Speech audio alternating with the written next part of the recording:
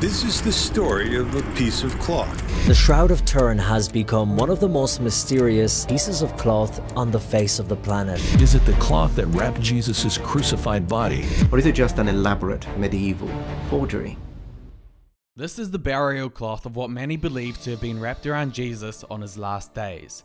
It has an imprint of the face and body of a man beaten, whipped, and crucified. Artists have taken this cloth and used it to create a real representation of the man on the cloth. If this cloth is really the one that was wrapped around Jesus, and these scientists accurately represented it into a 3D model, then this is what Jesus Christ actually looked like in real life. But to know if this is a true representation, we first need to go back to the cloth itself. Is this really the burial cloth talked about in the Gospels wrapped around Jesus, found by the disciples the following days? Either this cloth is the one used to wrap Jesus' body, the one that was handed down through the centuries, used by artists as the model for all subsequent portraits of Christ, or the shroud is a complete fake created by some anonymous craftsman who took Gothic art in a completely new direction. If we can find out this answer, we may have real evidence of what the Son of God, Jesus, looks like.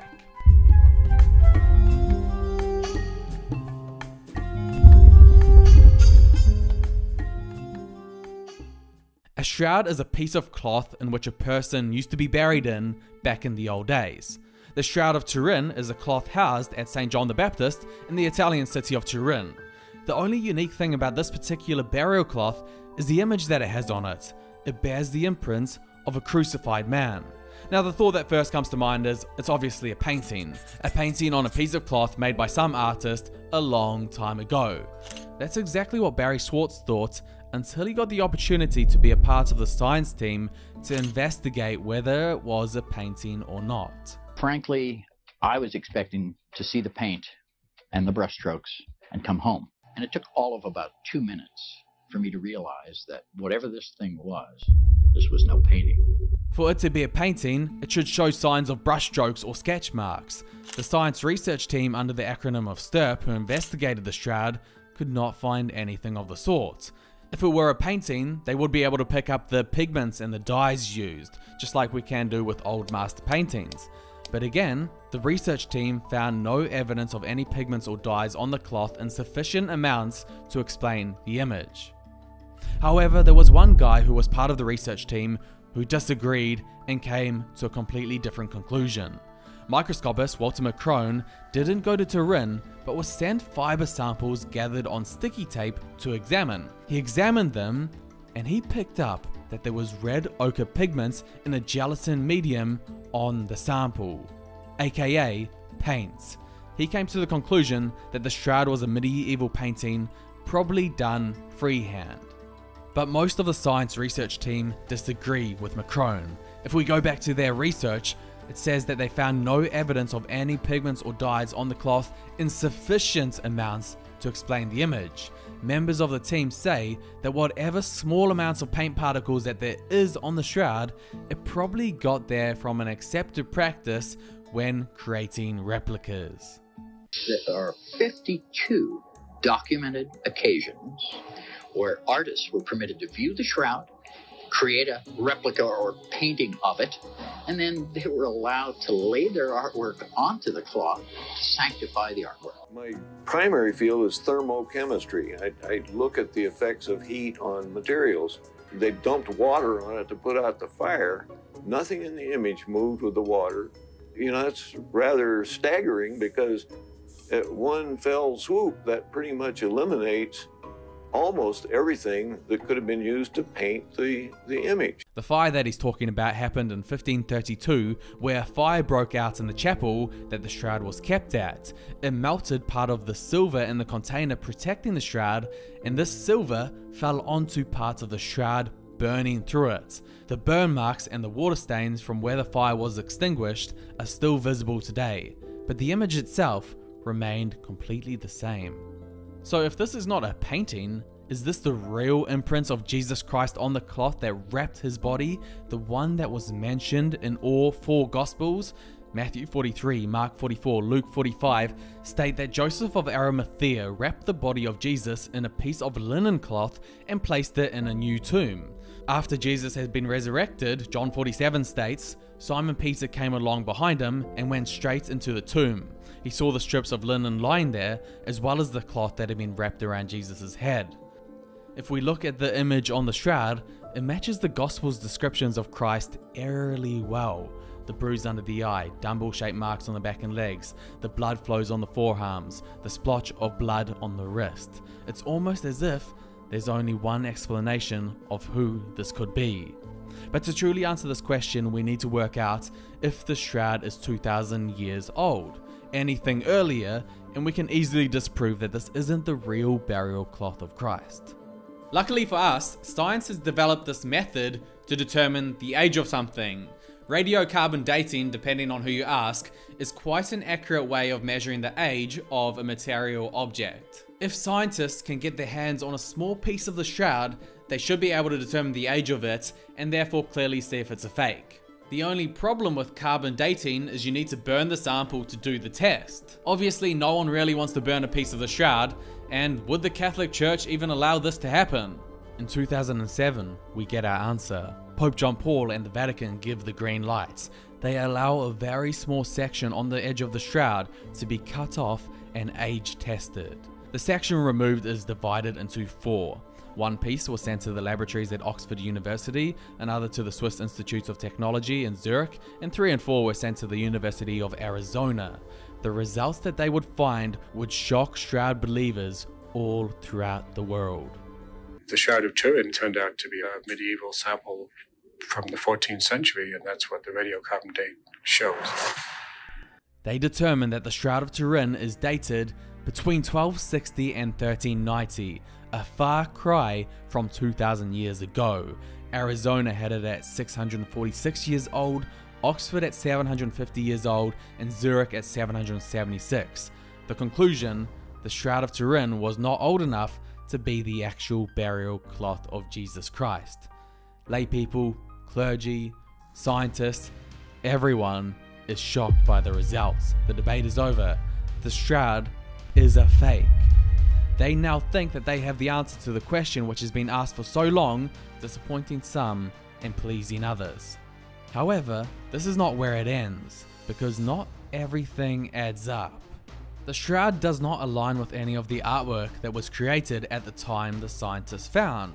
The shroud's rare stitching style was unknown in the Middle Ages, but used in Judea in the 1st century. The linen was woven on an oversized loom, common in the 1st century, but rare in France in the Middle Ages.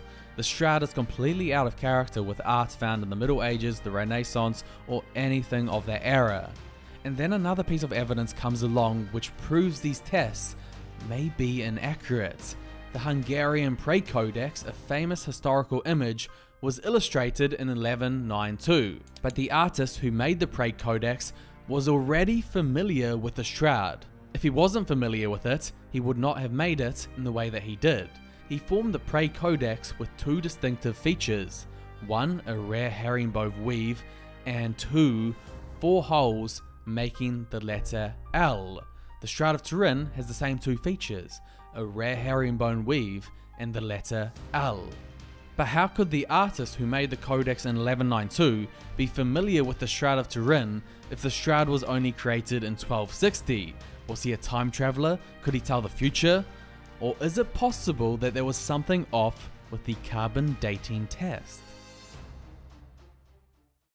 Sue Benford and her husband Joe Marino thought that they found a vital clue which proved the carbon dating was flawed. While checking images in 1978, Benford noticed something strange about the piece of shroud chosen for the carbon dating samples. The herringbone, which is so consistent in the rest of the cloth, looked misaligned, almost as if it had been rewoven with later materials. She took photographs of the samples used for the carbon dating and submitted these to several textile experts. The textile experts said something very interesting.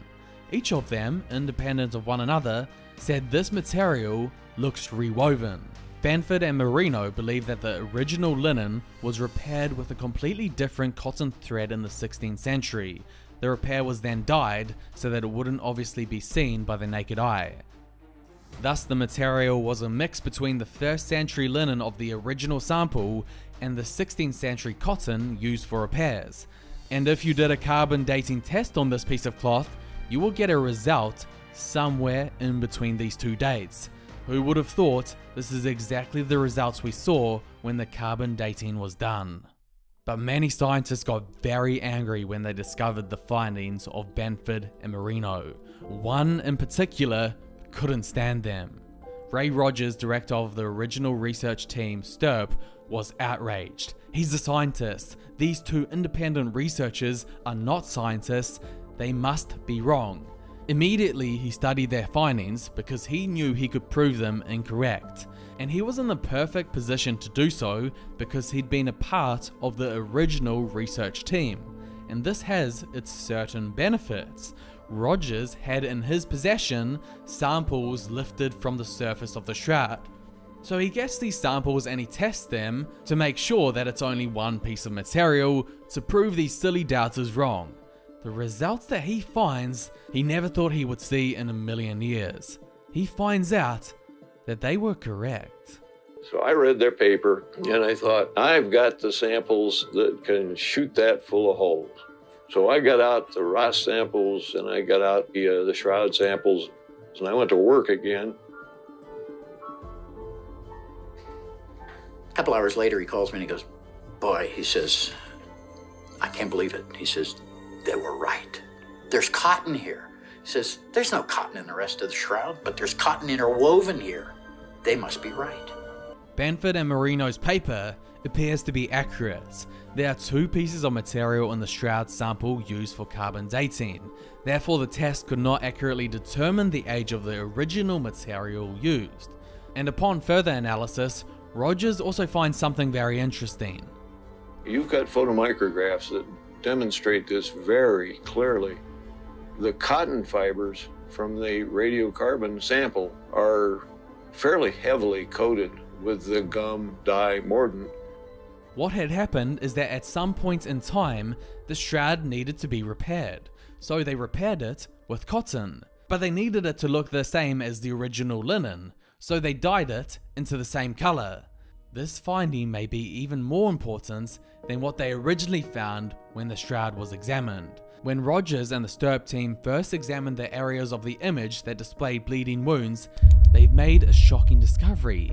They found the chemical signature of real blood. Their studies showed that the stains contained very high levels of bilirubin. Interesting, because this is the same chemical compound that Jesus would have released in his final days. According to biblical accounts, Jesus was nailed to a cross. As he bled, red blood cell walls would have ruptured, releasing hemoglobin. When hemoglobin breaks down, it creates bilirubin. Bilirubin, that's what was found on the shroud. And another important thing to note was that the shroud's bloodstains matched the ones that are found on the Sudarium of Oviedo. The Sudarium is the cloth that had been found on Jesus' head as per John 27. There was a study that compared the stains plus the calcium and strontium deposits between the shroud and the Sudarium. The results suggest both cloths were used by the same person. I'm coming to the conclusion that it has a very good chance of being the piece of cloth that was used to bury the historic Jesus. This and many other little details has led to many people becoming believers that this is the real burial shroud of Jesus of Nazareth. But it can't be scientifically confirmed as of yet, because one thing remains. Both believers and non-believers agree that another carbon dating test needs to happen, but this time only using the original linen of the shroud, not the linen mixed with cotton repairs.